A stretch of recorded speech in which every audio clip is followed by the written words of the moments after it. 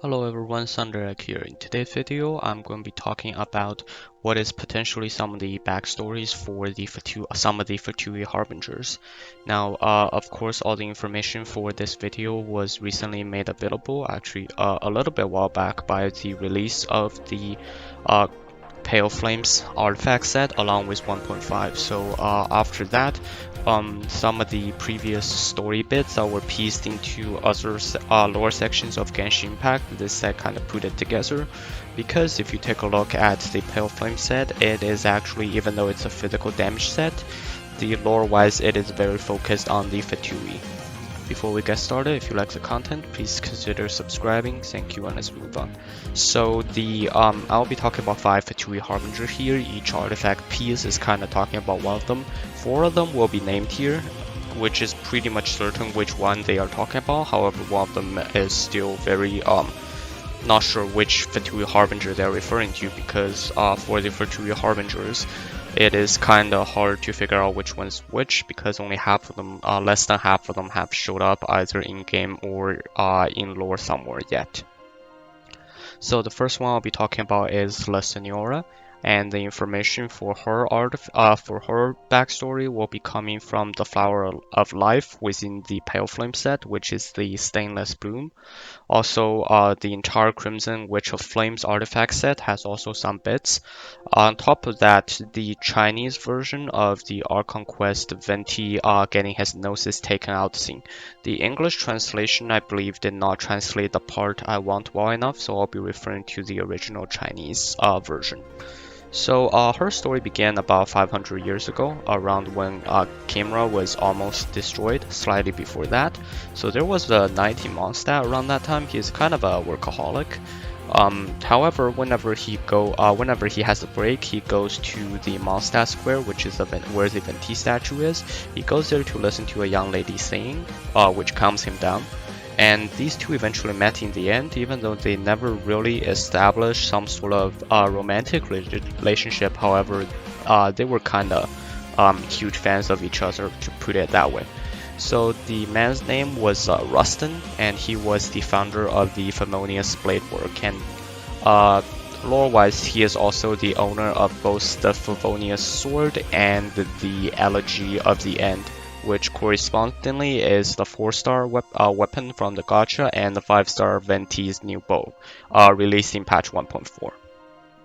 So not long after they met, the young lady left to Sumeru to study, and however during this time, KHAENRI'AH was destroyed by the Archons, which left all the monsters that was originally getting polluted by KHAENRI'AH's alchemy was kind of left loose, and they were running around all the nations. So as a result, Mondstat was fighting some of these monsters that were running into Mondstat, and then Rustin was one of them that was doing that. However, he died during that battle. So sometime after that, the young lady returned to Mondstat, and that was when she learned of Rustin's death. So she got really angry and outraged, up to the point where her soul turned into flames, and she swears to she swears to burn down all evil with her she swears to burn down all evils in this world. So from this moment on, she became the Crimson Witch of Flames. However, eventually the flames got so out of control that the Crimson Witch herself can no longer control the flames.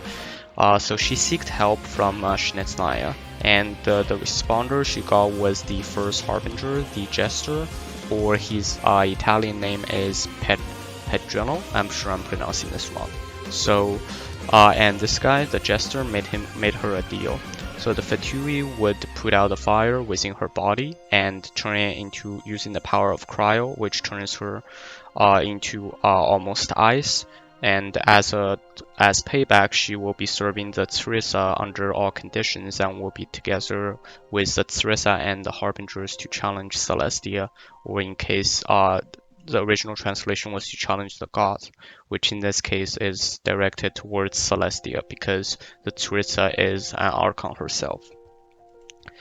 So this is the primary clue we have on why this is La Signora. Now, of course, you can put out the argument that this does not necessarily point everything at La Signora because she might not be the only female Fatui Harbinger.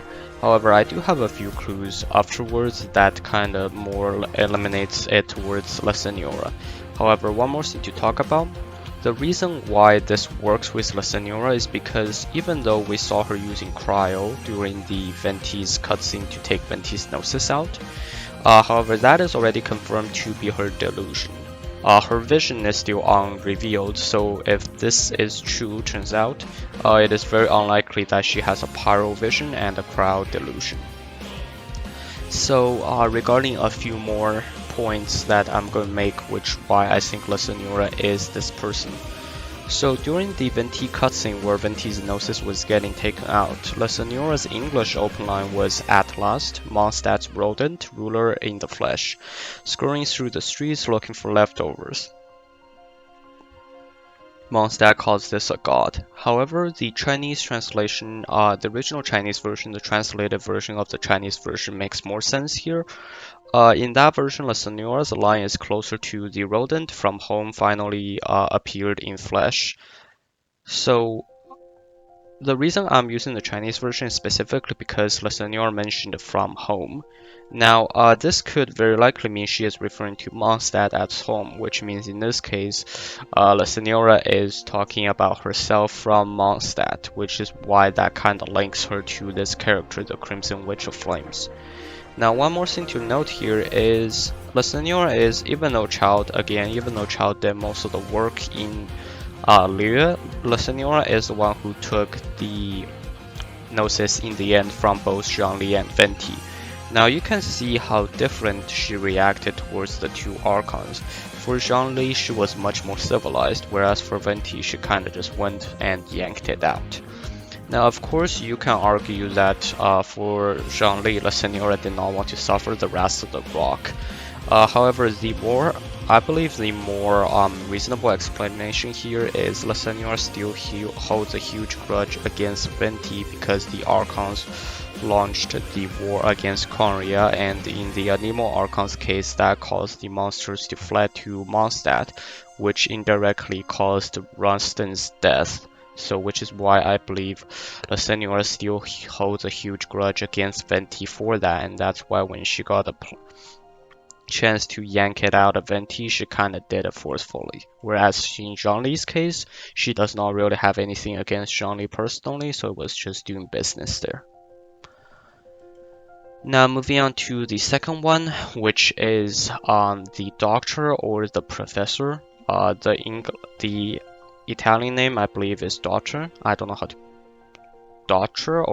to pronounce it. So it is the professor or the doctor if you're looking for the corresponding English translation.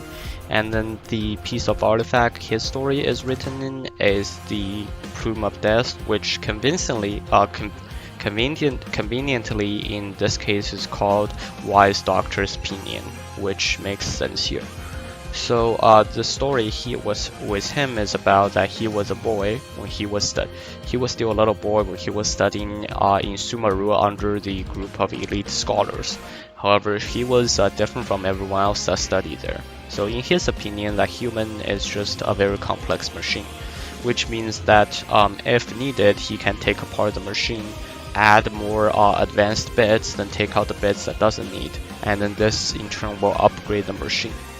Now, these new upgraded humans should have the capabilities that outpowers any normal human in all areas. So when he proposed this idea, the scholars thought he was kind of crazy and on top of that very dangerous, so they just expelled him from Sumeru. Now again, the Jester, which is the first Fatui Harbinger or number 1 of the Fatui Harbinger, came in and found him. So he made a deal with him that the Fatui would fund his experiments, support all of his expenses that has to do with these experiments, and in return he would contribute all these technological discoveries that he had to the Fatui, and the boy in this case, which is the doctor, agreed. So the doctor also mentioned to the Jester that, you know, if he has enough time and enough funding, not just upgraded humans, he can even make gods and archons, which he will eventually be able to produce given enough time and funding. Now, the Doctor has only appeared so far in the manga, but however, also slightly warning here, the rest of this bit is going to be kind of not very pleasing to listen to, because the Doctor has done a lot of stuff that is considered inhumane, so if you don't want to, you can skip this part. But for the next bit, I'll be kind of briefly explaining what he has done in the Fatui within of what we know from the manga. So the Doctor's only appearance so far has been the manga, and he has only appeared twice. However, that has already left most of us who has watched manga with a deep understanding of what he does. He is basically a psychopath that has no regards for human lives whatsoever. He constantly experiments on humans, most of the time kids, and then in the manga, he turned his former secretary into a ruin guard / human hybrid after his death, and then he also controlled the dragon, which kinda plagued Mondstat for 1,000 years, to kill Diluc's father. And after Diluc's father died, the Doctor killed the dragon. So then from Mondstat's side, they cannot really confirm that the Doctor controlled the dragon to kill Diluc's father. So in that case, it looks like the Mondstat is actually in debt to the Fatui to having the Doctor kill the dragon for Mondstat. He is also the one behind the use and construction of delusions, as well as what he calls human man-made archons. Now, man-made archons is of course, we already know what delusion is already. It is similar to a vision. It's a counterfeit vision. However, the problem was if it backfires, it could cause insane body drain, or in Diluc's father's case, a non-vision user after using it can directly cause death. Now, regarding human-made archons, they are not exactly what the Abyss were doing during the Archon Quest will be reunited. It does not involve using the filter and Osiris body. However, what he was trying to do, the Doctor, is trying to inject malice from previous gods and archons who lost the Archon War into human body to boost human strength up to the point where a human would have a power level of an archon. Now, currently, the only somewhat successful example was Amber's friend, who I can't really find the name in English, but Amber has a green-haired friend who had unfortunately gone through this and was eventually able to surpass the malice inside her body. She is currently studying under Sumeru. However, the person who helped her surpass it did mention that if it leaks again, even that person won't be able to suppress it. So we can see how some sort of stuff he does. Basically, he treats humans like machines again and has no regards for their lives whatsoever. Now, the other three Fatui Harbingers, again, one of them we're very certain about, one of them we're somewhat certain about, and one of them we have no idea which one they're talking about. So, however, one thing to note is that we do know they're not talking about Child or Scaramouche, because none of them fits their description here. So the cup, which is the surpassing cup, is likely talking about the puppeteer, or the Italian name is Sandrone. I'm sure I'm pronouncing that wrong again. So the cup mentions a man with a very beautiful face and a rather long lifetime and a rather empty soul. Now, I'm sure I'm getting the translation here not very close, but the original translation, all these are used as if they are describing an object and not a human. So it further goes on to mention that it is likely to be created by an archon or a god, and it is recently waking up from a long shutdown or hibernation or sleep. So it is like a computer. So he is likely either a robot or a puppet, or in extreme case, he is probably similar to Albedo, a man-made man. And he is likely to be the puppeteer of the Fatui Harbinger. duty-wise, he is likely to be in charge of the gathering information specifically from the Adventurers Guild. Now, if you aren't aware, the Adventurers Guild headquarters is actually in Signora, which makes the organization somewhat suspicious, more as a gathering, more as an organization probably for gathering intels. And also, if you aren't aware, Catherine is most likely a robot or some sort of AI. If you stand next to her long enough, you'll hear her say either error, or I believe the other one is rebooting. And both of those are said with a very robotic voice, very different from her normal voice. So that is the puppeteer. Next, the sands or the hourglass, or in this case, the moment of cessation, is talking about. This is the one we're not certain which one they are talking about. So the sands mentions a very young boy who is very poor, who later developed a somewhat twisted view towards money and wealth. So this person is likely the Fatui Harbinger behind the financial parts of Signora, and he is likely to be the one managing the Northland Bank in KHAENRI'AH. Now, if you talk to the manager at the Northland Bank, he does mention a person he is serving. It is most likely that person. Now, the reason they are very fond of the Northland Bank is that ever since John Lee gave away his gnosis, Morax no longer has the ability to produce Mora, because that ability is tied with his gnosis, not with himself. So technically right now, if the Fatui wants to, or if Signora wants to, they can completely overtake KHAENRI'AH as the new center of economy or wealth or trading within within Tibet, and they're probably planning on doing that, which is why the Northland Bank is kind of a big deal, and there's a Harbinger behind that organization. Now lastly, let's move on to the circuit. The circuit is talking about the circuit, or in this case, the mocking mask, is talking about the number one of the Fatui Harbingers, the Jester himself, or if you use his Italian name, Pedrelino. I'm sure I'm pronouncing that wrong again. So Pedrelino, or the Jester, is actually originally from KHAENRI'AH, same origin as Dainsleeve, Abyss Herald, the entire Abyss Order, and Kaya. So he was originally also an alchemist of swords, and he was competing with the alchemist that led to the kingdom's destruction from overdoing alchemy in the and going in the wrong direction.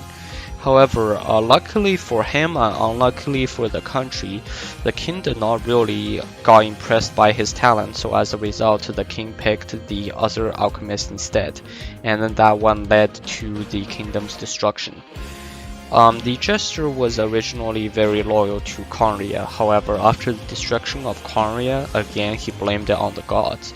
So he puts on his mask, nicknamed himself Jester, and he became the first Fatui Harbinger. I assume that Teresa probably kinda talked to him about her plans, grand plans, and he agreed with it. That's why he decided to join the Fatui. So a few more notes on the Fatui in general. I believe apart from Child, who is clearly just, somewhat of a playboy who got recruited into a Fatui and became a Harbinger because of his power level. Apart from Child, all the other 10 Fatui Harbingers might share the same sort of fate or early childhood, so they probably all had some very rough early childhood or early years at least. In La Signora's case, she lost someone she admires / loved, and in the Doctor's case, he was kind of treated as a different pair, as like a almost entire different species towards by the people at Sumeru because of his plans and somewhat outrageous thoughts. And for the person that was talked about in the sands, that person was very poor when they were growing up. So all the Fatui Harbingers might have some sort of hardship in their early lives or childhood, and then that led them all onto the road of rebellion, which is why they all united under the Teresa to overthrow Celestia. Now, I believe these people have all kind of got into the role of being rebellious even before they became Harbingers. So which is why it makes sense that these group of people, even though from Child and from La Signora and from Scaramouche we heard how much they hate each of the other Harbingers, and they're still able to work together under this organization for the bigger common goal. Now that is all the information I have for you today. I believe this reveals some information, not a lot, except for the Dottore and La Signora. This does receive some explore some information on the other five of the Fatui Harbingers that we have not talked about. Now, of course, Scaramouche and Doctor are both supposed to show up during Inazuma, so hopefully we'll get more information about them as the time gets closer. That is all the information I have for you today. If you like the content, please consider subscribing. Thank you and have a nice day.